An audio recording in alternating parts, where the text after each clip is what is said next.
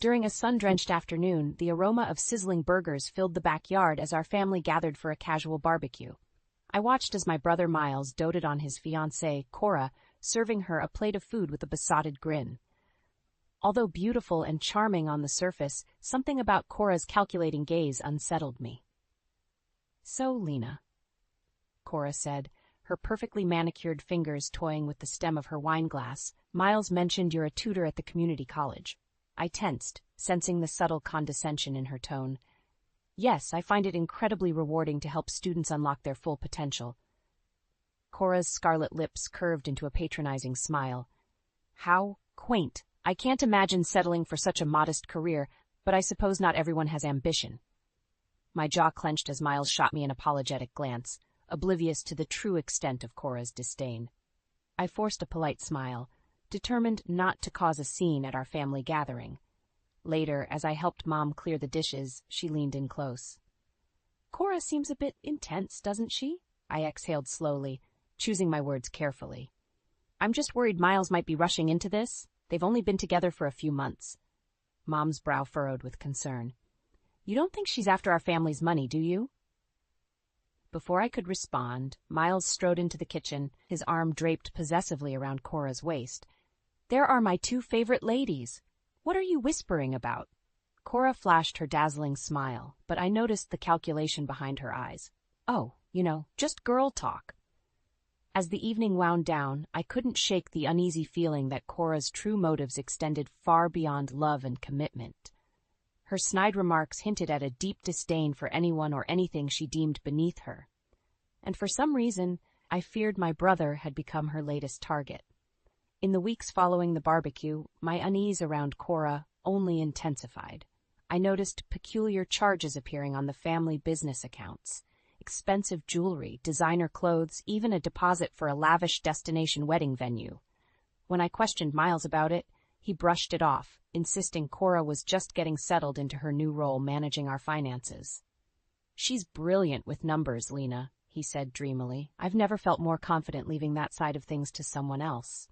I wanted to believe him, but something didn't add up.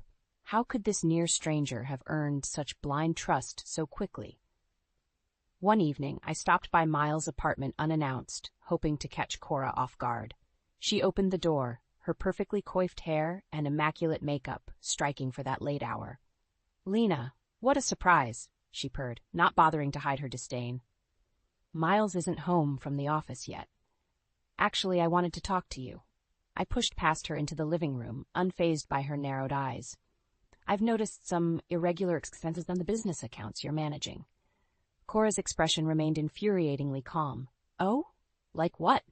I listed off the suspicious charges: designer clothes, lavish vacations, even personal care services that seemed wildly excessive. "Care to explain what our family's hard-earned money is being spent on?" For a moment her mask slipped, revealing a flash of anger.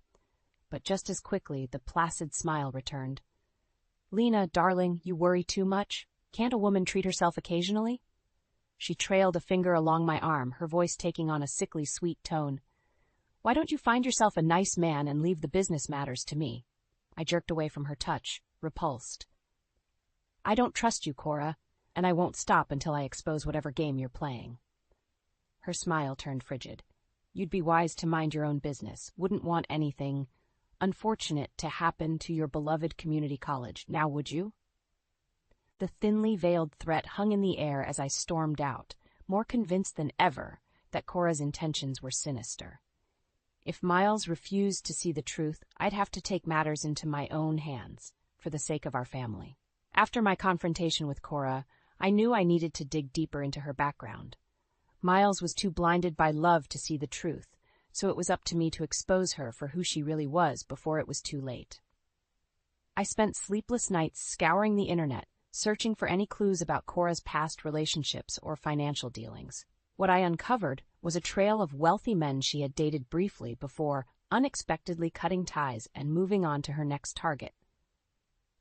Posing as a prospective client, I even contacted a few of Cora's former romantic interests. The stories they told painted a disturbing picture, one of manipulation, deceit, and a ruthless pursuit of money and status. "She love-bombed me at first," one man confided over the phone, his voice laced with bitterness. "Showered me with attention, made me feel like the luckiest guy in the world, but as soon as I signed over power of attorney, she drained my accounts and disappeared." Another disclosed how Cora had pressured him into an accelerated wedding timeline, only to call it off at the last minute and walk away with the non-refundable deposits. With each new revelation, my determination to stop Cora grew stronger. She was clearly a master of deception, and Miles was headed down the same tragic path as her previous victims if I didn't intervene. Meanwhile, Cora's schemes showed no signs of slowing down. She insisted on hosting an over-the-top engagement party, under the guise of celebrating their love, but likely as another opportunity to flaunt her illicit wealth.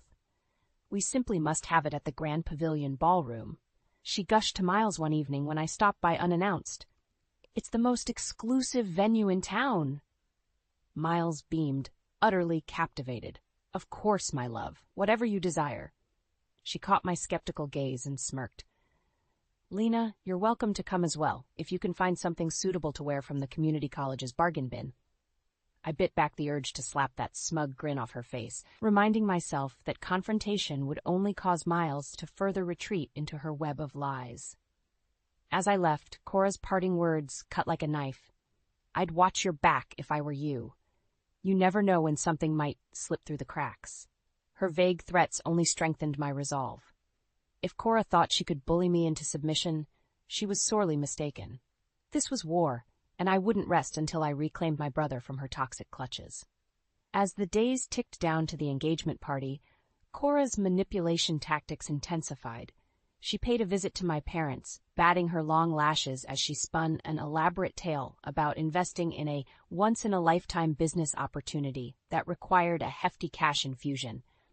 "It would secure all of our futures," she said, her voice dripping with false sincerity, "but we'll need your financial support to make it happen."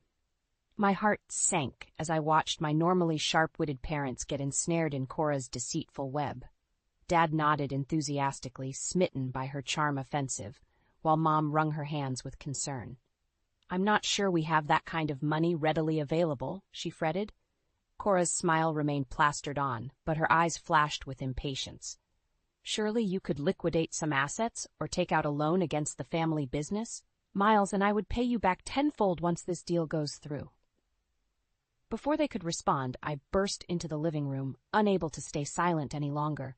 "Don't do it. She's lying to you, to all of us." Cora whirled toward me, her expression contorting into a venomous glare. "How dare you barge in here and make such accusations?" "Because it's the truth." I shot back, my voice rising with pent-up frustration. "I know all about your history of scamming wealthy men, Cora. You're nothing but a con artist." For the first time, real panic flickered across her features as she struggled to regain her composure. "She's delusional," Cora sputtered, turning to my stunned parents. "Lena's just bitter and jealous that her own life lacks purpose or direction." My fists clenched at my sides as Mom gaped at us, utterly bewildered. Dad's expression hardened as he considered Cora's deceptively innocent demeanor. "Is this true, Lena?" he asked gruffly. "Because if you're making outlandish claims with no proof, that's a line I won't tolerate." I took a deep, steadying breath. "I have proof. Lots of it."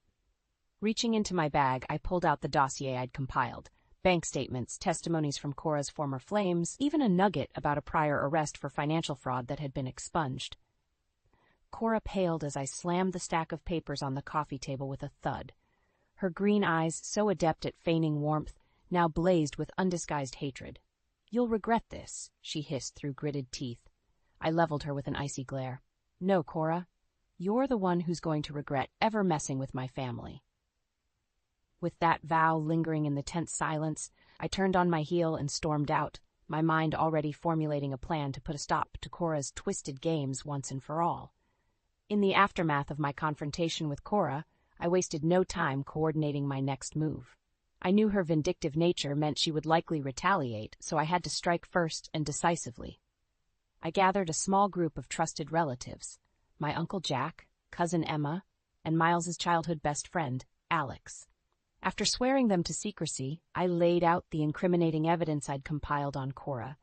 "This woman is out to bleed our family dry," I declared, sliding copies of the dossier across the table. We need to expose her lies at the engagement party before she has a chance to make her next play. Uncle Jack stroked his graying beard, eyes narrowed in contemplation. I always had a bad feeling about that one. Count me in. Emma and Alex exchanged a loaded glance before nodding in solemn agreement. With my covert team assembled, we began mapping out an airtight plan of attack. Meanwhile, Cora continued flaunting her false persona, leveraging Miles's family connections to further her own agenda. I cringed as she sidled up to unsuspecting relatives at a lunch gathering, batting her lashes and spinning grandiose tales about her supposed business ventures. We're diversifying into high-end real estate development, she gushed, clinging to Miles' arm with an adoring smile. It's such an exciting opportunity. Miles beamed, utterly enthralled, as the others offered congratulations and well wishes.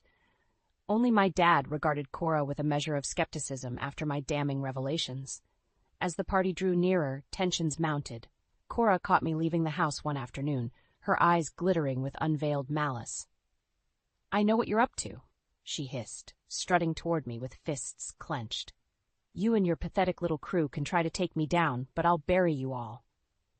I refused to flinch, squaring my shoulders as I met her venomous glare. I'm not afraid of you, Cora. It's over. A cruel smile curved her painted lips. We'll see about that. The night before the party, my phone pinged with an ominous text from an unknown number.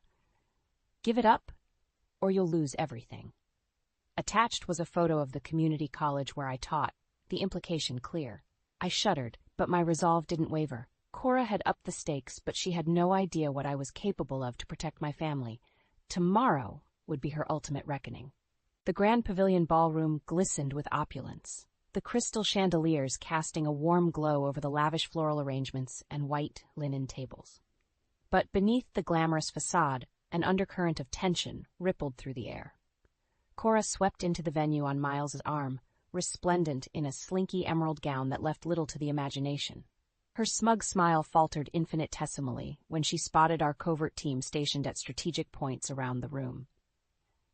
Tonight will be a night to remember, she purred into Miles's ear, tightening her grip on his bicep. Just wait until you hear the announcement I have planned.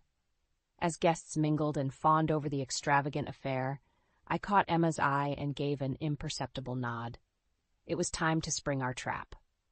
The first subtle strike came as Uncle Jack engaged Cora in conversation, steering her toward a quiet corner with a few polite compliments. Your dress is exquisite, he remarked, his grandfatherly demeanor utterly disarming. It must have cost a small fortune, just like this entire party, I'd wager. Cora preened under the faux praise. Why, thank you, Jack. Miles and I spare no expense when it comes to the finer things. Of course, of course. Although I must admit, I was surprised when Lena told me about your unconventional business dealings. He tsked softly, watching her face contort with the first flicker of unease. Fraud, extortion, swindling wealthy bachelors out of their fortunes. It's all a bit unsavory, wouldn't you agree? Cora's mouth dropped open, but before she could respond, Emma sidled up with a conspiratorial grin. Oh, Aunt Cora, you simply must meet my friend Claire, she chirped, gesturing toward the sour-faced woman at her side. She's dying to share her experience dating you a few years back. As Claire launched into a diatribe about the thousands Cora had conned out of her, I watched the blood drain from the cunning schemer's face. Nearby, Alex began questioning Miles about the astronomical party costs, while casually mentioning his concerns over Cora's misuse of funds. Within minutes, a hush fell over the ballroom as Cora's panicked gaze flickered between the damning witnesses closing in from every angle. Miles, honey, you have to believe me, she began, her voice wavering. But it was my turn to strike the final blow. I stepped forward, folders of irrefutable proof clutched in my hands. Everyone, I'm afraid there's been a terrible mistake, I announced, loud enough for everyone to hear. This party is a sham, a ruse intended to distract us all from the truth about Cora's despicable intentions. Gasps rippled through the crowd as Cora paled, frozen in the spotlight of scrutiny. I have evidence, I declared, fanning out the incriminating documents with a flourish. Bank statements, legal records, testimonials, all laying out Cora's long history of defrauding and manipulating people for her own nefarious gain. Our relatives rallied behind me, bolstering my words with a chorus of condemnation aimed at the now exposed charlatan. Cora's mouth opened and closed like a gasping fish, her facade of confidence utterly shattered. In that moment it was evident that her reign of terror had finally, deservedly, come to an ignominious end. As the weight of the evidence crushed down on her, Cora's composure rapidly unraveled. Her perfectly coiffed demeanor disintegrated into a frantic, wide-eyed panic. "Miles, darling, you can't possibly believe these ridiculous lies," she cried, grasping his arm with claw-like desperation. "It's all a big misunderstanding." But the hurt and betrayal etched on Miles's face spoke volumes. Slowly, reluctantly, the veil of infatuation lifted, as he absorbed the damning testimonies and paper trail detailing Cora's web of deceit. "How could you?" he rasped, anguish lacing his words as he wrenched free of her grip. "You used me, my family, for your own selfish gain?" Cora opened her mouth, but no coherent defense emerged, only a strangled whimper as the stark reality crashed down upon her. She was finished, exposed for the callous con artist she truly was. As the stunned silence stretched on, Dad stepped forward, his expression grave. "I think it's time you left, Miss Jennings, and I'd advise against any further contact with my family." The use of her full name seemed to jolt Cora from her stupor. With a last desperate pivot, she swept a hand through her perfectly coiffed tresses and attempted a tremulous pout. "Please, I never meant for things to go this far," she simpered, sickly sweet. "I fell so deeply in love with Miles that I lost my way for a bit, but I'm willing to make amends, do anything to prove my devotion." Miles recoiled as if struck, his jaw tightening with righteous indignation. "Save it. I don't want to hear another word from you." His cold dismissal seemed to finally pierce Cora's delusional armor. Her attempts at manipulation collapsed entirely as bitter fury contorted her delicate features into an ugly sneer. "You'll regret this," she spat in my direction, green eyes blazing with visceral hatred. "All of you." But her vitriolic threats rang hollow against the wall of familial solidarity that had rallied against her depravity. We stood united, an impenetrable front that her malice could never breach. With a last contemptuous glare, Cora gathered the tattered shreds of her dignity and stormed out, the click of her designer heels fading into blessed silence. Gradually, the tension in the room dissipated as the truth of Cora's treachery sank in. Miles remained still as a statue, absorbing the emotional fallout, until Mom enveloped him in a comforting embrace. "It's going to be all right, sweetie," she murmured, stroking his hair with maternal tenderness. "We're here for you." Tears glistened in his eyes as he clung to her, finally allowing the anguish to flood forth. But even in his heartbreak, a glimmer of hope shone through. The knowledge that he had us, his stalwart family, to help guide him through the wreckage. As I watched my brother's agonizing journey towards healing begin, I felt a profound sense of relief. The nightmare was over, and justice had prevailed through the strength of our unbreakable bonds. 6 months later, the dark cloud of Cora's duplicity had fully lifted from our family. The business was thriving once again under Miles and my joint leadership, and the strained bonds that her twisted schemes had frayed were healing steadily. I smiled as I watched Miles pore over financial reports at his desk, a crease of concentration furrowing his brow. Gone was the love-struck naivete that had blinded him to Cora's true nature. In its place was a wiser, more grounded man who had learned the value of vigilance the hard way. "Lena, can you come take a look at these projections for next quarter?" he called out, glancing up with a warm smile. "I want to make sure I'm not missing anything." As I rounded the desk to stand at his side, I couldn't help but feel a swell of pride at how far he'd come. In the aftermath of Cora's exposure, Miles had thrown himself wholeheartedly into restoring the family business, determined to atone for the mistakes and vulnerabilities that had nearly spelled our ruin. "Everything looks solid to me," I assured him, scanning the spreadsheet with a practiced eye. "Though I think we could afford to be a bit more aggressive with the marketing budget for that new product line." Miles nodded thoughtfully, jotting down a note. "You're probably right. I trust your instincts." The easy camaraderie and mutual respect between us was a far cry from the strained tensions of months past. Cora's deception had shaken Miles to his core. But rather than retreat inward, he had emerged more committed than ever to upholding the values of honesty and integrity that were the bedrock of our family legacy. Over dinner that evening, conversation flowed as freely as the wine, our raucous laughter filling the air in a way it hadn't for far too long.